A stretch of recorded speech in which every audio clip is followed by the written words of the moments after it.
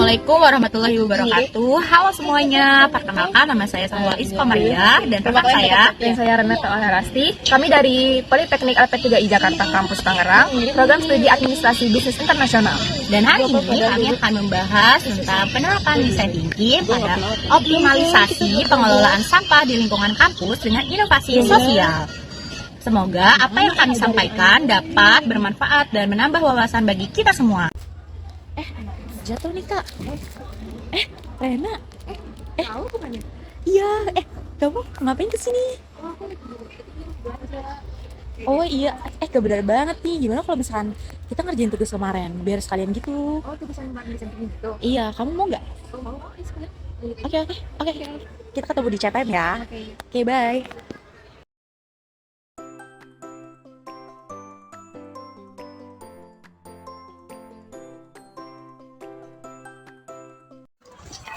Kita bakalan bahas project design thinking. Kalau menurut kamu ada nggak sih judul yang menarik yang kayak apa gitu? Aku sebenarnya ada sih. Coba aku buka dulu. Nah, kalau kayak gini menurut kamu oke nggak? Boleh nih, bagus juga. Terus kayak kompleks gitu nggak sih? Oke, kalau gitu kita ambil judul ini aja, optimalisasi pengelolaan sampah di lingkungan kampus melalui inovasi sosial. Gimana? Oke nggak? Oke, apalagi kemarin kan kayak apa namanya, Oke juga sempat menemukan bahwa krisis sampah kan di TPA itu. Jadi kita juga bisa tuh kayak ngambil lagi juga sampah juga kan terlalu gimana ya, banyak juga kan ada bagi lingkungan, terus banyak juga kayak daripada sisi positifnya lebih banyak sisi negatifnya, apalagi kan kayak pengelolaan masih di lingkungan masih sedikit gitu kan, jadi kayak kurang gimana gitu. Jadi oke juga apa aja dari inovasi sosial ini kan juga inovasi yang mendorong perubahan perilaku yang tadinya nggak tahu jadi baik, jadi yang tidak baik, jadi yang tadinya tidak baik jadi baik. Terus kemudian kayak kolaborasi kan dengan komunitas kayak misalkan kayak Pandawara, pemerintah, segala yang peduli lingkungan gitu kan. Bagus banget. Iya, terus sama penerapan teknologi sederhana. Nah di sini kan kayak kita nih bisa nih teknologi apa sih yang menurut kita yang bisa menolong kayak sampah ini pengelolaan gimana. Nah di sini juga kita bisa dengan kayak kalau misalnya dimasukin ke penerapan desain thinking ini kayaknya oke banget nih. Menurut kamu gimana sih tujuan kita gitu? Gimana ya menurut kamu? Tujuan kegiatan kita nih mungkin bisa aja ya. Ada beberapa tahap. Pertama tuh kita bisa aja identifikasi masalah utama kayak pengelolaan sampahnya kayak gimana nih masalahnya, yang paling besar masalah tuh apa. Terus sama kita bisa aja analisis potensi inovasi kita, sama kita bisa aja nih merancang atau mengembangkan model-model dari inovasi kita nih yang sekarang nih yang proyek yang mau kita kerjain. Terus sama kalau misalnya inovasi kita udah lancar, udah kita lakuin, nah habis itu kita bakal lakuin evaluasi nih, apa sih dampak dari inovasi kita nih buat lingkungan yang relevan gimana. Iya betul Kayak gitu lah. Iya, terus kita juga cari data nih, cari data.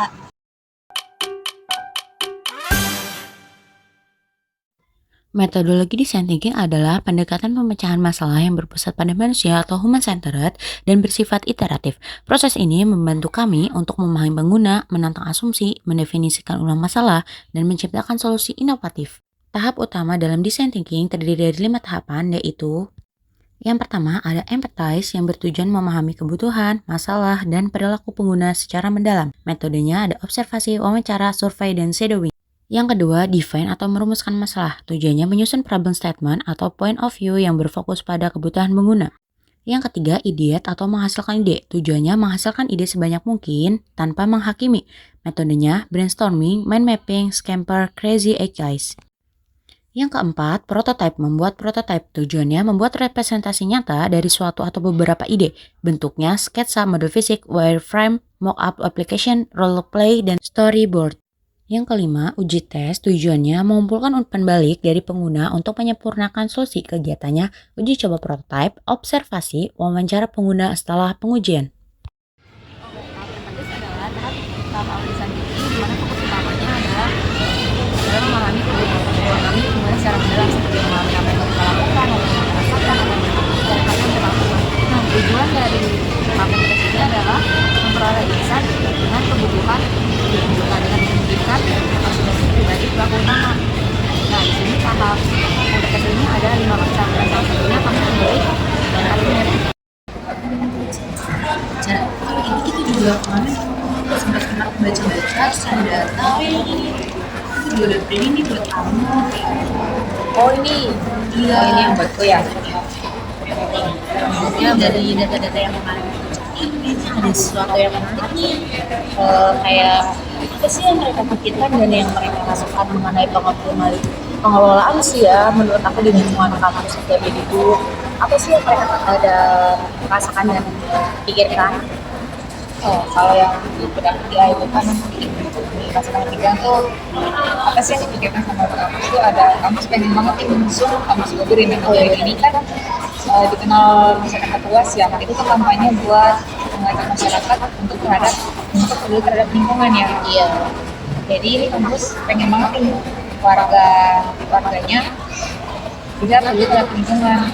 Terus sama habis itu kan ada selain itu ada problem sampahnya yang masih menumpuk ya kalau itu udah pengelolaannya. Nah, itu tergantung dari kesadaran mahasiswanya ya. Kan masih ada nih yang belum tahu gimana cara mengolah sampah, cuma baru tahu ini jenis sampah penggunaannya di mana. Karena jenis sampah kan ada banyak ya. Iya. Ada lebih dari 3. Nah, jadi mahasiswa nih harus banget kita kasih edukasi tentang pengolahan sampah sama pengolahan sampah ini. Nah, ini kan aku berdapat data ini ya. Kalau menurut kamu apa sih yang dibicarakan yang dilakukan sama pengolahan sampah ini? Oh iya, dari pengamatan yang kemarin aku cari-cari sih ya, menurut mereka kayak kurangnya gitu loh, kayak pengelolaan sampah dengan detail. Jadi maksudnya mereka tuh pengennya dikasih tahu nih gimana sih pengelolaan sampahnya dengan detail, dan mulai dari sampah yang dihasilkan itu akan dikemanakan, akan jadi apa, terus kayak misalkan kayak salah satunya nih kita buat menjadi kompos, gimana caranya, itu semua warga harus tahu. Nah terus kemudian ada selalu membuat inovasi-inovasi baru mengenai pengelolaan sampah. Kayak sampah nih, selain membuat kompos, apalagi sih inovasi yang ada, kayak harusnya misalkan untuk kayak sampah plastik nih kita diubah menjadi plastik blok. Biasanya kan ada diterbantukan gitu nih gitu. Terus dukungan yang selalu diperoleh dari Sivitas Akademik sangat menguntungkan mahasiswa ya, apalagi kan kampus juga mendukung nih gimana sih untuk pengelolaan yang bagus, untuk kayak pengoptimalisasi atau program-program apa yang ada, itu kampus selalu mendukung. Makanya di sini kayak gini-gini. Nah setelah ini tuh mereka pasti kayak ngedenger apa nih sih yang biasa mereka dengar. Kayak menurut kamu gimana sih, apa sih yang mereka dengar tentang pengoptimalisasi ini? Lihat ya yang mereka dengar tuh ada pertama mungkin ya edukasi tentang pengelolaan sampah, edukasi lebih lanjut gitu, kayak misalnya mahasiswa kan cuma baru tahu jenis sampah kayak aku bilang cuma ada 3 gitu. Mereka cuma tahu yang 3, tapi mereka belum tahu lebih banyak tentang sampah, kayak gimana sih cara pengelolaannya, terus sampah ini dampaknya apa di lingkungan. Sampah kan dampaknya dampaknya buruk banget kalau ada yang buruk, ada yang negatif, ada banyak buruknya ya. Terus sama selanjutnya itu peraturan yang jelas mengenai penggunaan sampah. Di sini kan kampus tuh peraturan tentang penggunaan sampahnya itu masih minim ya cuma buang sampah pada tempatnya. Iya betul. Tapi walaupun berada peraturan yang itu, mahasiswa nih sama warga lainnya masih aja belum ada kesadaran ya. Iya benar sih, iya. Tapi kamu sering nggak sih lihat kayak misalnya nih ada sampah tapi masih ada yang masyarakat sekitar situ bahkan masih ada yang kecampur gitu nggak sih? ya. Jadi kayak bisa nimbulin bau yang sedap itu ya di lingkungan. Sama susahnya mahasiswa kan pasti susah banget ya buat menghilangkan budaya menggunakan sampah plastik sekali pakai. Iya benar-benar. Kayak ini kan sampah plastik sekali pakai kan awet ya, bahan plastik kan awet, terus juga tahan air, pokoknya udah dibawa kemana-mana. Iya betul. Praktis lah, pakai habis itu langsung buang. Nah, tapi itu dampaknya kan buruk banget yang jadi mahasiswanya belum tahu ya tentang, belum membangun kesadaran diri tentang dampak dari penggunaan sampah plastik sekali pakai ini. Ya, ini kan aku udah tentang apa yang dengan sama mahasiswa sama warga tentang optimalisasi pengolahan sampah. Nah, kalau kamu ada nggak sih kayak namanya yang Mereka lihat itu nggak sih? kayak apa sih namanya paint? Bukan di painting. kayak apa sih mereka lihat dari optimalisasi pengelolaan sampah ini? Oh, yang mereka lihat sih ya dari aplikasi ini, pertama dari mahasiswanya sendiri, dia kurang disiplin karena dalam memilah hal sampah detail hal detail itu kayak misalkan kita kamu tau kan botol minuman tuh kayak air mineral tuh. Nah iya, terus kayak mereka tuh nggak dipisahin loh antara botol yang bisa didaur ulang, kan yang didaur ulang itu kan botolnya, sedangkan labelnya tuh enggak, tapi mereka tuh nggak memisahkan, jadi kayak kurang paham gitu. Terus kayak misalkan kayak nasi blok nih, mereka kan kalau beli makanan biasanya kan orang bawa GoFood atau gitu dari kantin juga, walaupun juga yang ramah lingkungan, dia pasti kan kayak bekas makanannya disatuin gitu loh sama bekas sampah wadahnya gitu. Jadi harusnya tuh kayak dipisahkan dulu, jadi dipisahkan antara si bekas makanan itu ke dalam plastik, kemudian baru dibuang ke dalam tempat sampah yang organik. Nah, terus habis itu penumpukan sampah di kampus karena pengiriman ke TPA yang tidak sering, jadi volume sampah kan banyak, terus pengiriman juga nggak sesering itu karena kan mahal juga ya. Jadinya kayak dengan bayangkan dengan kapasitas yang sebesar itu, terus volume banyak dan pengiriman tidak sering, jadi kayak sering membuat terganggu gitu dengan adanya volume yang menumpuk ini. Jauh juga kan ya ke TPA. Iya, terus yang diharapkan warga kampus tuh apa sih gitu. Jadi menurut kamu gimana, apa sih yang mereka harapkan gitu? Pastinya ya warga kampus tuh punya harapan itu bisa semuanya bisa mengelola sampah secara mandiri dan berkelanjutan. Jadi itu mereka tuh bisa aja nih manfaatkan pengelolaan sampah, kayak misalnya plastik yang tadi kamu bilang aku dijadiin sampah, yang jadi blok juga sampah organik bisa tuh dijadiin kompos, digunakan binatang. Aku tahu sih binatang kecil itu namanya mabuk. Iya, tahu. Nah itu Lalat gitu ya sih. kayak mirip-mirip apa ya, belatung gitu, itu kan bisa tuh. Mereka menguraikan sampah organik ya, sisa makanan, sisa kulit pisang, kulit buah, jadi kompos ya itu. Terus komposnya bisa aja nih dipakai buat tanaman-tanaman sekitar kampus, kan berguna banget tuh ya. Terus juga selain itu kan harapan warga kampusnya ada pelatihan tentang pengelolaan sampah, kayak pelatihan secara waktu sebelum, misalnya nih sebelum masuk menjadi mahasiswa baru kan ada yang namanya yang pengalaman mahasiswa baru. Nah itu bisa nih warga kampus bikin kayak edukasi tentang pengelolaan sampah di situ tuh. Misalnya digabung sama geng-geng, makanya di Kumpulnya gitu, dari kelompok. Jadi ada nanti ada edukasi tentang pengelolaan sampah kan di situ ya gitu. Terus juga kan itu kalau kami berharap berkolaborasi ya sama komunitas yang bergerak di bidang lingkungan kayak yang kamu tadi bilang. Iya, sesuai banget ya. Kan cocok itu ya, Karena inovasi sosial juga kan. ya. Jadi mengajak banyak orang juga. Kan kalau ini kan ada harapan ya, pasti kalau ada harapan tuh ada kayak susahnya gitu. Nah susahnya kayak misalnya susah atau pain gitu yang kamu dapat tuh apa sih dari warga kampus?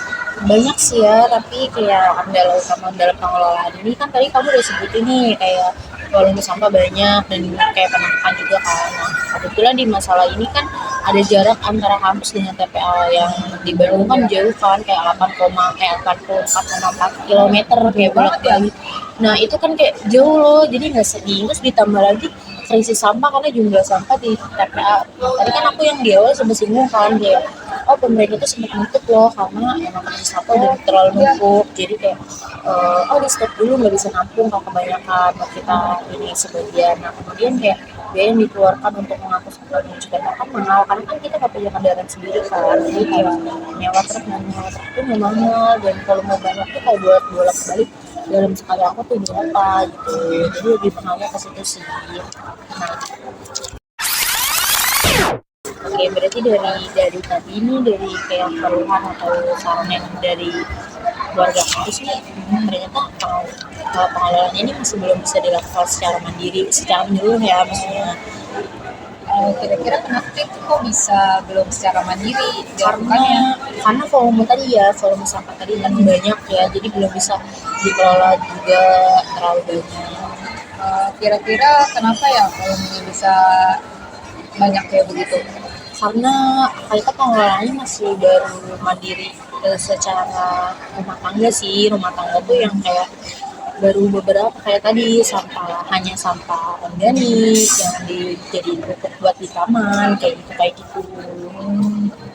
Terus kalau misalnya rumah tangga tuh gara-gara apa ya? Kenapa ya? Kok bisa masih tahap mandiri kayak begitu? Karena belum adanya fasilitas yang memadai, jadi kayak kita belum ada nih buat mengolah ini resikonya. Oh, mungkin butuh fasilitas yang memadai ya. Iya, Kalau butuh memadai kayak gitu, kenapa ya penyebabnya ya kok harus ada fasilitas tambahan kayak begitu? Nah, itu karena belum adanya biaya. Jadi kan belum ada biaya. biaya nih buat beli fasilitas-fasilitas itu. Jadi kurang bisa dilakukan secara mandiri gitu. Nah, terus yang terakhir itu kenapa masih belum bisa kenapa masih belum ada biaya, karena kita tuh masih mau ketergantungan terhadap pihak ketiga itu pemerintah gitu kan. Kita kadang masih ya ini kan udah sama-sama sama pemerintah, kenapa kita nggak kolaborasi, jadi kayak saling tunggu-tungguan gitu. Jadi lebih baik sih kayak ini sendiri. Tahap selanjutnya yaitu tahap ideat. Ideat merupakan fase di mana berupaya menghasilkan sebanyak mungkin ide atau solusi untuk menjawab pertanyaan yang sudah didefinisikan. Tools ideat ada 5, yaitu brainstorming, brainwriting, mind mapping, dot voting, dan scamper. Dan kami memilih menggunakan scamper. Scamper ini merupakan akronim dari 7 teknik memodifikasi produk atau layanan, yaitu substitute, combine, adapt, modify, put the other use, eliminate, dan yang terakhir adalah reverse. Oke, sekarang kita masuk ke substitute. Nah, substitute di sini artinya mengganti. Pertama kita bisa mengganti plastik Lalu sekali kita bisa pakai ganti dengan tempat wadah sampah yang biasa ramah ke lingkungan. reward vending machine dan juga smart bin.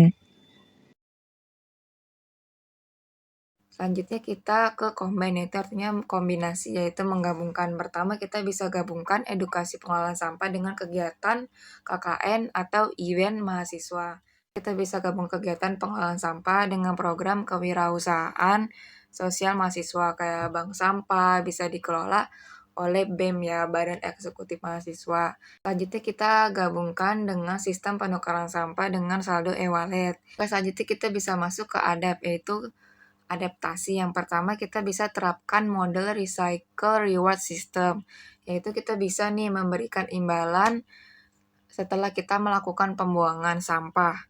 Selanjutnya ada adaptasi game edukatif. Nah, ini tuh bisa dicampur dengan waktu event mahasiswa atau bisa dicampur dengan kegiatan MOS ya. Terus selanjutnya kita bisa melakukan adaptasi dengan adaptasi mesin U-Collect. Nah, U-Collect ini mesin untuk menukar minyak jelantah ya. Nah, minyak jelantah ini kan mesin penukaran cuma ada di Pertamina doang. Jadi bisa menukar minyak jelantah ke mesin U-Collect ini menjadi uang.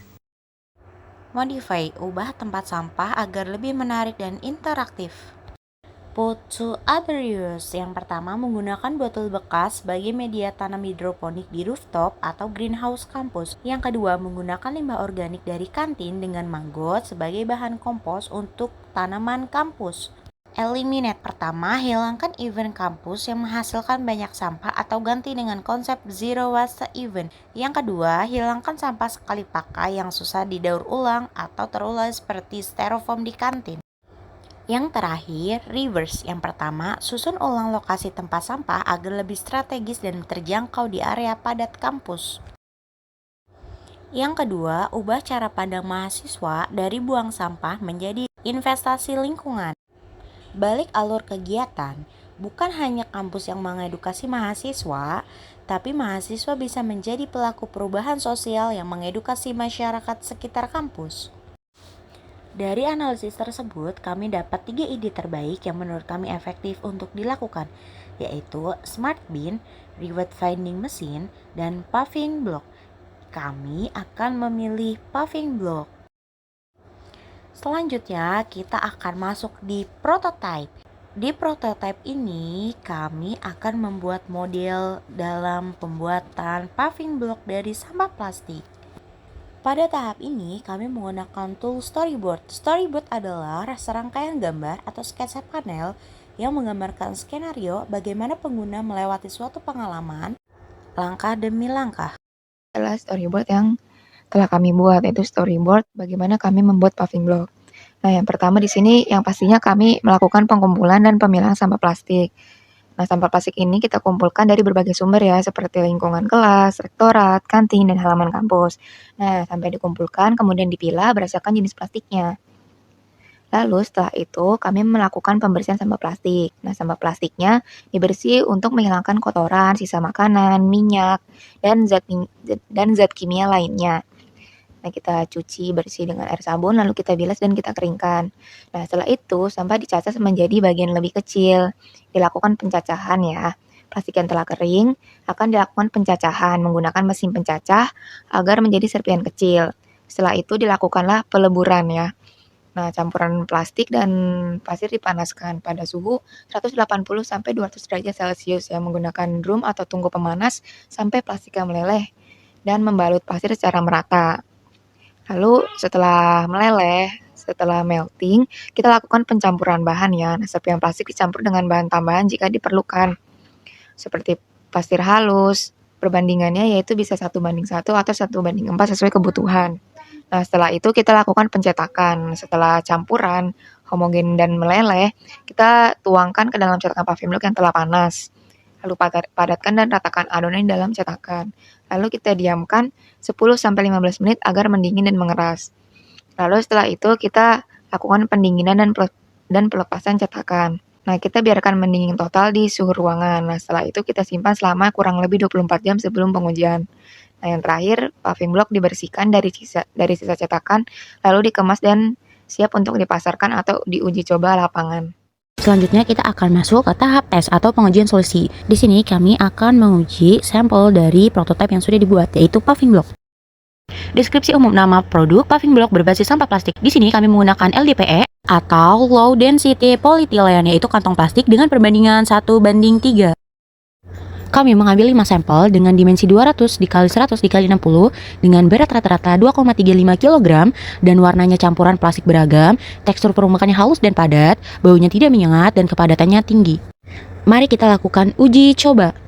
Uji coba yang pertama yaitu uji kuat tekan. Dengan 5 sampel dengan luas penampang yang sama, diberikan gaya maksimum yang berbeda. Untuk yang pertama, kita berikan 650 kN dan menghasilkan 32,5 MPa. Dilakukan sampai sampel kelima dengan gaya maksimum yang berbeda sehingga sampel kelima yang menghasilkan kuat tekan sebesar 31,2 MPa dan hingga di rata-rata yaitu 31,78 MPa. Sesuai dengan klasifikasi mutu paving block, maka ini termasuk ke dalam kelas A, yaitu lebih dari 25 MPa dan cocok untuk lalu lintas kendaraan berat. Uji yang kedua yaitu uji daya serap. Parameternya berat kering tadi sebesar 2,35 kg dan berat yang setelah direndam selama 24 jam sebesar 2,38 kg. Kenaikan beratnya 0,03 kg. Daya serapnya 1,28%. Daya serap di sini dihasilkan dari berat basah dikurangi berat kering dibagi berat kering dikali 100%. Berat basahnya tadi 2,38 dikurangi 2,35 hasilnya 0,03 dibagi berat kering yaitu 2,35 dikali 100% menghasilkan 1,28% dan batas maksimum standar atau standar nasional Indonesia yaitu maksimum 6%. Maka kesimpulannya termasuk kategori daya serap rendah sesuai standar maksimumnya 6%.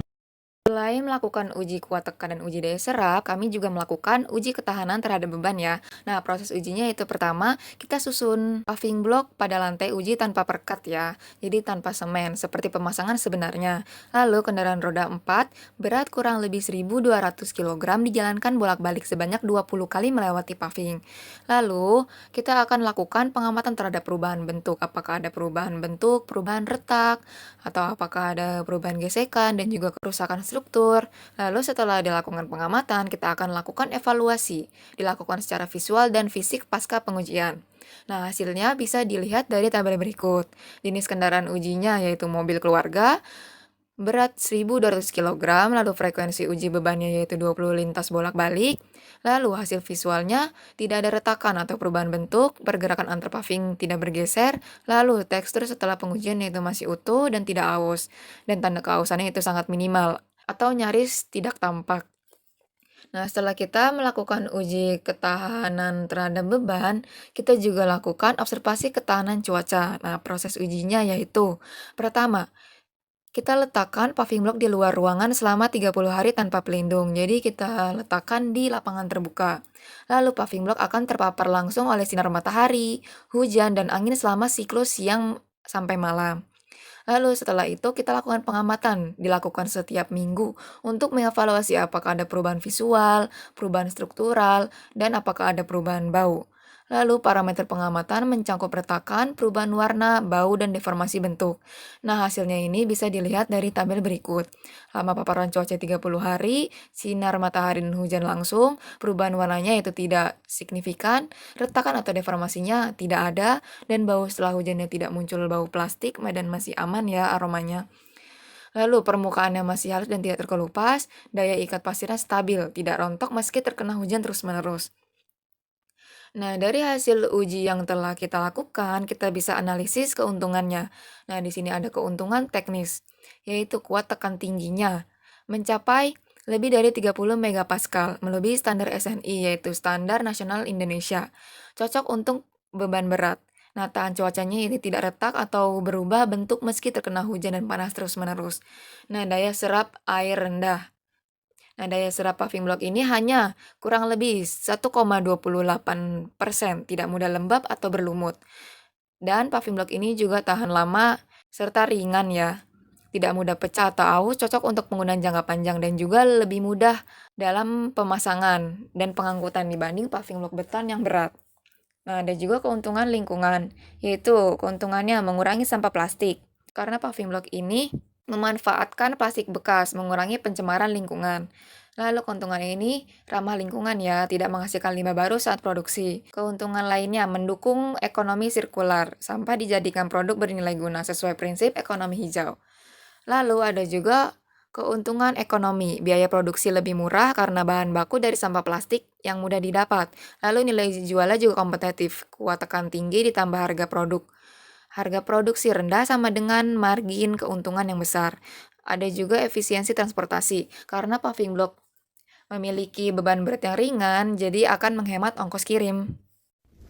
Oke, setelah melihat tadi mulai dari proses pembuatan, kemudian hingga ke uji tes yang telah dilakukan, di sini kita akan berpikir bagaimana jika ide ini dibuat dalam sebuah bisnis atau menjadi sebuah bisnis. Tentunya kita harus tahu apapun resikonya, kita analisis terlebih dulu. Di mana? Di BMC. Jadi, BMC adalah Business Model Canvas, yang artinya sebuah kerangka kerja visual yang digunakan untuk merancang, menganalisa, dan mengembangkan model bisnis secara sistematis dan terstruktur. Tujuannya yaitu membantu organisasi, wirausahawan, dan kelompok atau individu untuk mengembangkan sebuah produk dalam konteks pasar kepada para pelanggan. Nah, di sini kita akan membuat nih BMC dari paving block dari sampah plastik itu.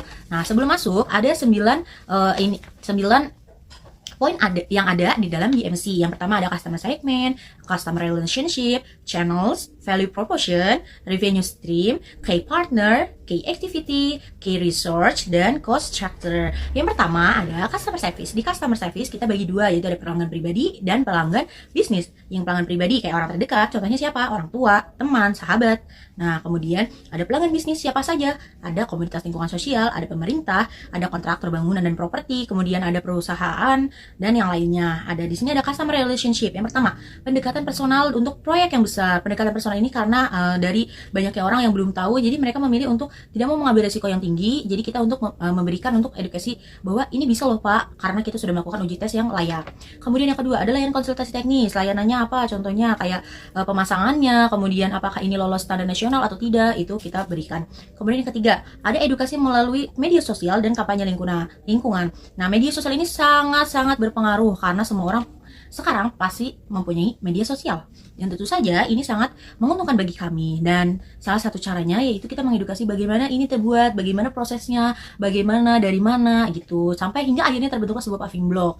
Nah, keempat, layanan purna jual dan garansi produk. Layanan purna jual ini layanan yang dilakukan setelah pembeli melakukan pembelian. Barang sudah di tangan, kemudian akan kita follow up bagaimana, apakah ada kendala atau tidak, itu kita tanyakan. Kemudian garansi produk, jika ada kecacatan maka akan kita ganti. Nah, di channels ini penjualan langsung ke kontraktor atau pemerintah. Nah, penjualan ini karena kan banyak nih ya, bagaimana mereka tuh dalam proses-proses besar pasti membutuhkan yang lebih banyak. Nah, jadi kita bisa langsung menjual kepada mereka tanpa perantara lagi dari toko bangunan. Kemudian website resmi atau platform e-commerce. Nah, sekarang serba canggih, serba digital, semua orang bisa mengakses, maka kita juga harus mengikutinya. Dari mana? Dari kita menjual dari e-commerce kayak Shopee, Lazada, TikTok dan lainnya. Kemudian marketplace khusus bahan bangunan. Salah satunya apa? Yaitu Mitra 10 dan yang lain-lainnya. Kemudian distributor dan toko bangunan lokal. Nah, kita itu bisa mendistribusikan bahwa kita bisa mendistribusikan kepada toko-toko bahan bangunan yang ada di lingkungan sekitar. Kemudian ada value proposition. Yang pertama, paving block yang ramah lingkungan dan membantu mengurangi sampah plastik. Tentu karena kita melakukan ini itu selain untuk memberikan nilai lebih, karena tujuan awal kita kan untuk mengurangi sampah plastik ya. Jadi ini tuh kayak bonus gitu loh. Nah, tapi kan ini sangat menjadi value bagi barang kita. Nah, lebih tahan lama dan resisten terhadap air dibandingkan paving block konvensional. Tentu saja karena dalam pengujian kemarin bahkan kita di bawah dari 6,00 dari standar nasional yang ditetapkan, maka tentu saja kita resisten terhadap air dan itu membuat dia tahan lama daripada konvensional. Karena konvensional semakin lama terkena hujan dia akan semakin terkikis, berlubang-lubang dan sompal gitu ya. Jadi kayak agak kurang bagus. Nah, kemudian produk berkontribusi pada pembangunan berkelanjutan. Berkelanjutan itu kayak contohnya yang ada terus yang ramah lingkungan, otomatis kan sekarang lagi digaungkan di go green gitu-gitu. Nah, harga kompetitif dengan kualitas setara atau bahkan lebih. Nah, karena tadi kita kan udah melakukan segala macam, bahkan dia menurut saya lebih padat, lebih resisten terhadap air, kemudian lebih tahan lama, lebih bisa menahan beban lebih berat gitu ya. Jadi oke banget nih, kita bisa bersaing. Kemudian harganya juga kan kita lebih murah. Kalau konvensional itu sekitar 2.500 sampai 5.000, sedangkan kita jual dengan harga 1.500 per baloknya atau per piece. Nah, kalau untuk proyek besar kita bisa harga murah. Kemudian di revenue stream, pertama dari penjualan paving block atau proyek, karena kan tadi kita ada yang satuan dari beberapa teman-teman atau bahkan saudara sepupu gitu ya, ada yang beli, nah dari situ satuan. Nah, kalau yang per proyek ini kan otomatis lebih besar, lebih banyak, jadi untung banget nih buat kita gitu. Proyek kerjasama dengan pemerintah atau CSR. Nah, apalagi pemerintah kan selalu membangun jalan, membangun fasilitas-fasilitas yang ada. Kalau misalkan kita bisa bekerja sama dengan mereka, wah sangat amat menguntungkan karena pasti selalu diambil. Kemudian lisensi dan waralaba teknologi produksi paving plastik. Nah, kan waralaba kayak franchise gitu kan, kayak kita bisa memberikan kayak nih kita bisa nih jadi kayak reseller gitu nih, kita kasih tahu, kita kasih mesinnya, kita kasih tata caranya, kita bantu bagaimana cara pembuatannya sampai mereka bisa memproduksi sendiri. Wah, itu oke banget. Selanjutnya kita ada key activities, yaitu aktivitas utama yang akan kita lakukan. Yang pastinya kita akan melakukan pengumpulan dan pengolahan sampah plastik. Sebelum kita memproduksi, pasti kita membutuhkan bahan utamanya yaitu plastik sampah ya. Nah, jadi kita akan melakukan pengumpulan dan pengolahan sampah. Nah, pengumpulan ini bisa kita dapatkan sampah-sampahnya bisa dari kantin, lingkungan kampus, dan lain-lain. Selanjutnya kita pastinya akan memproduksi paving block ya. Setelah kita mendapatkan sampah plastik yang cukup, kita akan melakukan produksi untuk paving blocknya. Lalu setelah itu kita pastinya akan melakukan quality control dan uji ketahanan produk. Nah, sebelum dipasarkan pastinya kita akan melakukan pengecekan kualitas dan uji ketahanan produk, apakah produk ini layak untuk dipasarkan atau tidak. Nah, selanjutnya pasti kita akan melakukan promosi dan pemasaran.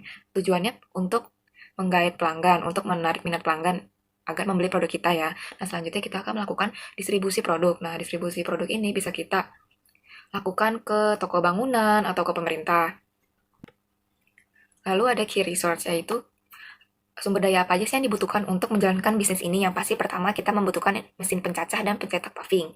Nah, jadi kita harus mengeluarkan investasi lebih ke mesin pencacah dan pencetak paving block ini. Yang pastinya sebelum kita membuat paving block, kita memerlukan mesin untuk mencacah sampah plastiknya. Lalu membutuhkan mesin pencetaknya. Lalu kita membutuhkan tenaga kerja terampil dalam produksi. Yang pastinya kita tidak akan melakukan kegiatan ini sendiri ya. Kita tidak akan melakukan produksi paving block ini sendiri. Yang pastinya kita membutuhkan tenaga kerja yang terampil dalam membuat paving block ini. Lalu selanjutnya kita membutuhkan sertifikasi lingkungan dan izin usaha. Nah, sebelum kita memasarkan produk dan melakukan produksi paving block ini, kita yang pastinya membutuhkan sertifikasi lingkungan dan izin usaha untuk melakukan bisnis ini. Nah, lalu kita ada key partner ya. Lalu ada key partners, yaitu pihak eksternal yang akan membantu kita untuk menjalani bisnis ini dan mengurangi resiko dan biaya. Yang pertama ada pemasok sampah plastik seperti bank sampah dan komunitas pengelola sampah.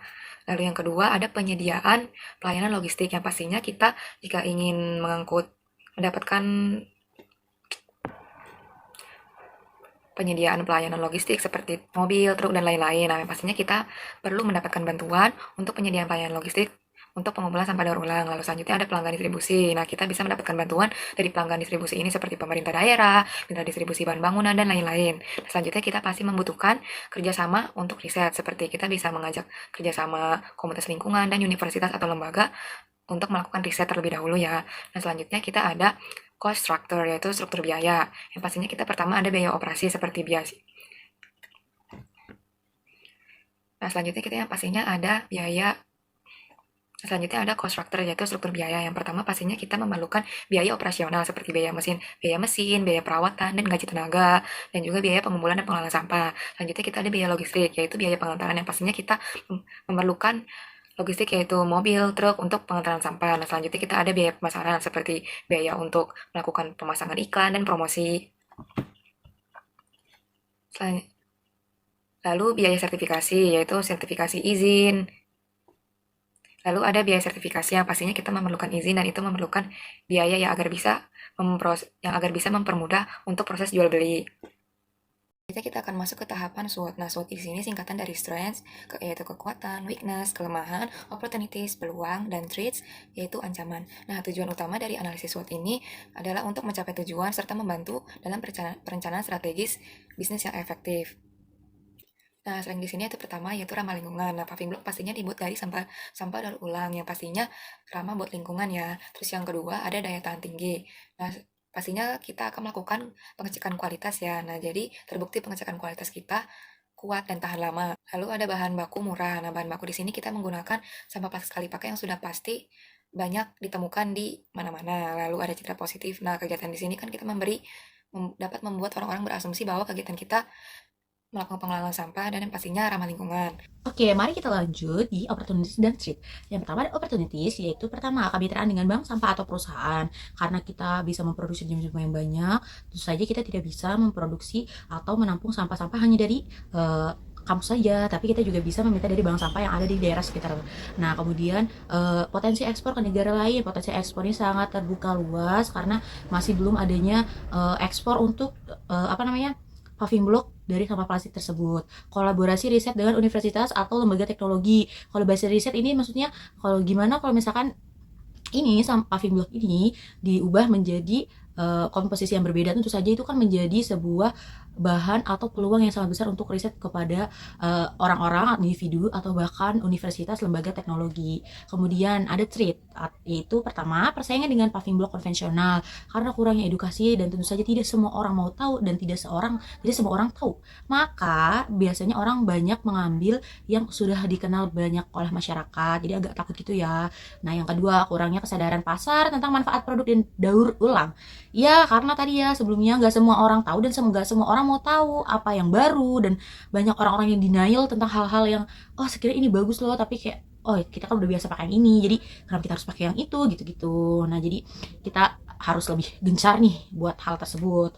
Nah, persepsi negatif itu karena tahu kan kayak sampah tuh kotor, sampah tuh kayak apa sih, menjijikan, bau gitu. Jadi kayak wah, jangan-jangan dalam benda padat ini dalamnya ada sesuatu yang jorok, bau, kotor kayak belatung atau bahkan sampah-sampah yang lainnya, kan kita nggak tahu gitu. Pikiran mereka tuh kan namanya orang-orang, kita tidak bisa mengendalikan pikiran semua orang. Kemudian regulasi atau standar teknis baru bisa menghambat ya, karena kan kita mengikuti standar nasional Indonesia kan. Kalau misalkan yang tadinya riset terhadap airnya misalkan tadinya 6 diubah harus 0,5 lah, sedangkan kita kayak mencapai 1. Wah, itu sih menghambat banget. Terus uji tekan beban yang misalkan tadinya bebannya yang harusnya cuman lebih dari 25 megapascal, ternyata harus lebih dari 50, karena semakin berat kan kendaraan, semakin logistik masih berjalan, semakin distribusi makin banyak, maka biasanya makin berat nih kendaraan ini. Takutnya nih pemerintah membuat standar baru, ini harus di atas 50 megapascal, maka itu ancaman juga. Oke. Mungkin selanjutnya kita akan lanjut ke hasil dan kesimpulan. Oke, dari semua tahapan yang sudah kita lalui, kita berada di ujung, yaitu hasil dan kesimpulan. Dari hasil kesimpulan ini ada 4. Yang pertama ada hasil yang proyek yang kita dapat, kemudian dampak apa yang diharapkan, dan terakhir kesimpulan. Dan yang paling penting ini rekomendasi untuk proyek kita selanjutnya. Dari hasil tersebut kita memperoleh bahwa paving block dari sampah, khususnya dari limbah plastik ini, merupakan inovasi dalam bidang konstruksi yang menjawab 2 tantangan sekaligus. Yang pertama ada pengelolaan sampah, dan yang kedua ada penyediaan material bangunan yang ramah lingkungan. Inisiatif ini semakin populer di beberapa negara termasuk Indonesia. Sebagian besar dari solusi untuk krisis sampah plastik dan pencemaran lingkungan. Kemudian dari hasilnya ada tiga, dan saya akan bahas satu, yaitu hasil manfaat lingkungan. Apa? Ada 3. Mengurangi timbunan sampah plastik, karena tentu saja bahan utama kita itu dari sampah plastik. Ingat, karena paving block dari sampah plastik. Tentu mengurangi sampah plastik yang ada. Kemudian mengurangi emisi gas berbahaya. Nah, semua sampah yang ada ini mengeluarkan gas yang namanya gas etana. Gas etana ini dapat membuat kebakaran. Kalian tahu gak sih berita-berita kemarin tuh yang penumpukan sampah, terus yang lama nggak hujan, kering kerontang kemarau, terus tiba-tiba kebakaran gitu.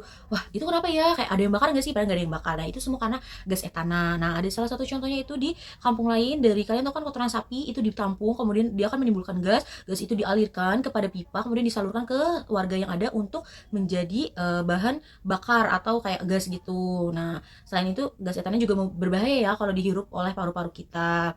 Apalagi kita kan kayak bumi ini kita memulai efek rumah kaca, semakin banyak gas etana yang tidak terkendali dengan sedikitnya populasi pohon yang ada di bumi ini, maka akan membuat dunia ini semakin panas. Nah, kemudian ketiga, ada mendukung ekonomi sirkular.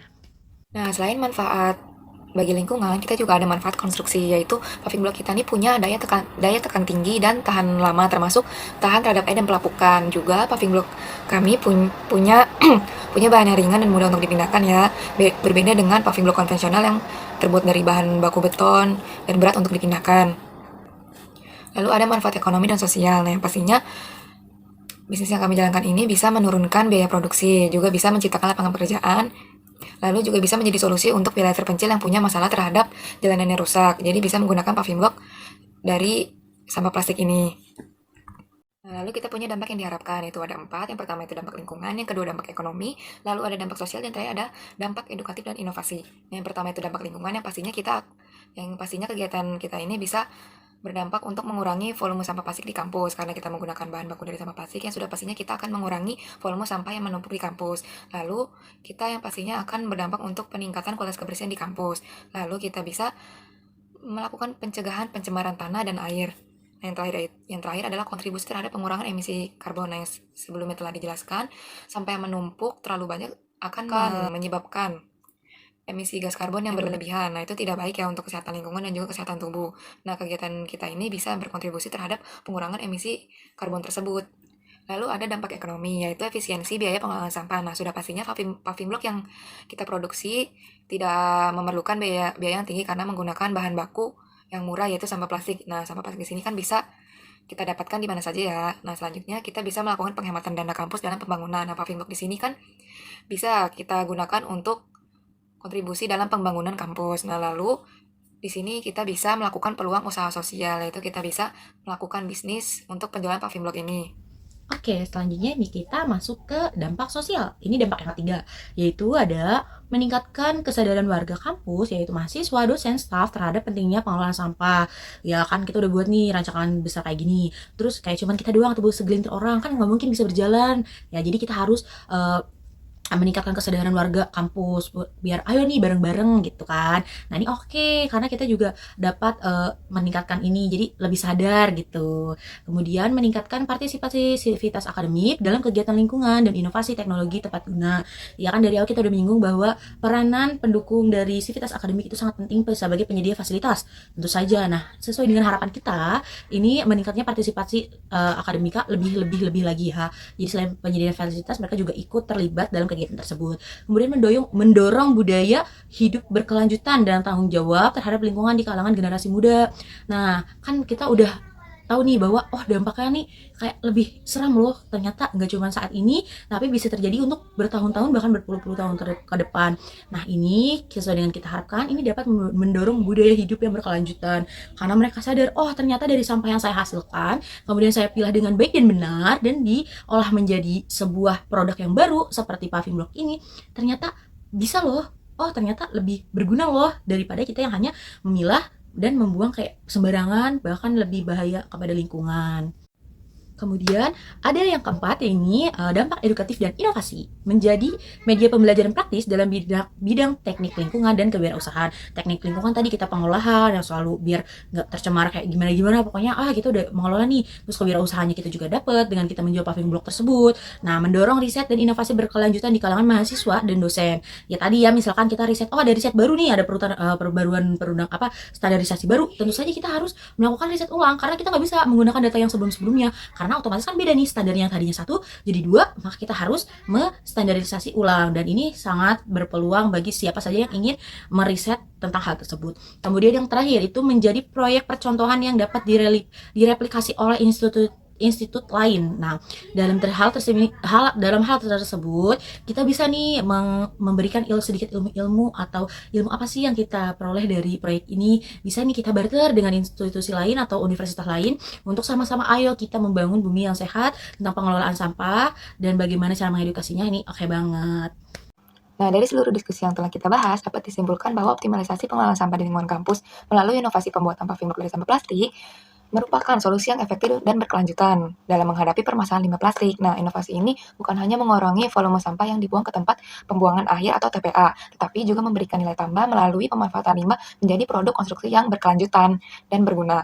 Nah, selain berdampak positif terhadap lingkungan, inisiatif ini juga memberikan manfaat dan solusi bagi sivitas akademik. Nah, dengan pengelolaan yang baik, inovasi ini mampu meningkatkan kesadaran lingkungan, menciptakan peluang kewirausahaan, serta memperkuat peran kampus sebagai agen perubahan dalam mewujudkan pembangunan yang berkelanjutan. Oke, untuk menunjang semua tahapan yang telah ada, tentunya kita memerlukan rekomendasi untuk proyek kita selanjutnya. Maksudnya untuk proyek kita di waktu sewaktu akan datang. Yang pertama, ada meningkatkan edukasi dan sosialisasi. Tentu nggak semua orang mau tahu dan nggak semua orang tahu. Dan jangan pernah bosan untuk mengedukasi hal tersebut.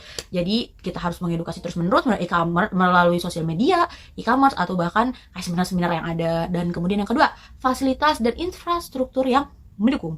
Nah, fasilitas ini harus lebih mungkin lebih modern lagi ya, yang tadinya pendinginannya konvensional, nanti bakalan ada mesin yang bisa mendinginkan paving block dengan banyak. Jadi kita produksinya bisa lebih banyak lagi. Yang ketiga, kolaborasi dan keterlibatan komunitas kampus. Nah, tadi ini sesuai dengan judulnya inovasi sosial, tentu saja salah satunya itu dengan kolaboratif dengan komunitas atau manusia lain. Nah, ini nih kita oke banget kolaborasi dan keterlibatan komunitas kampus.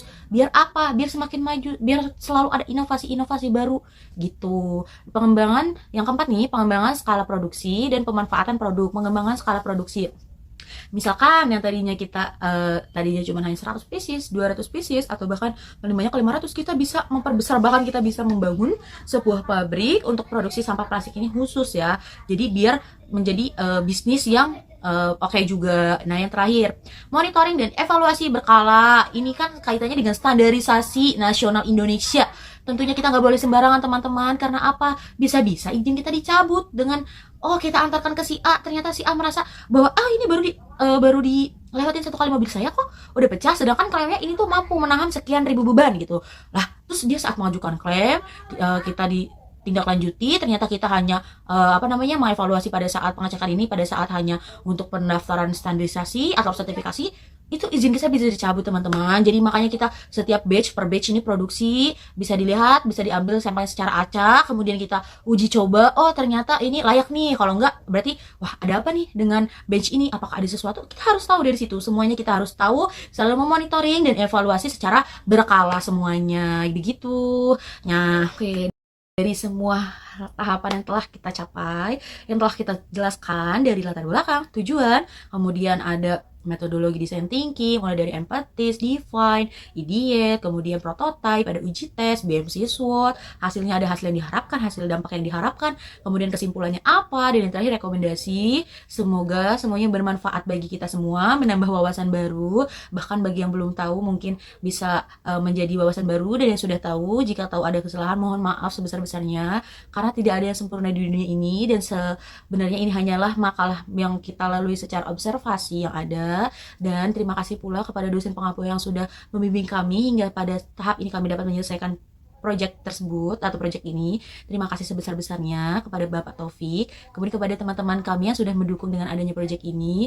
Terima kasih semuanya, kurang lebihnya mohon maaf. Wassalamualaikum warahmatullahi wabarakatuh.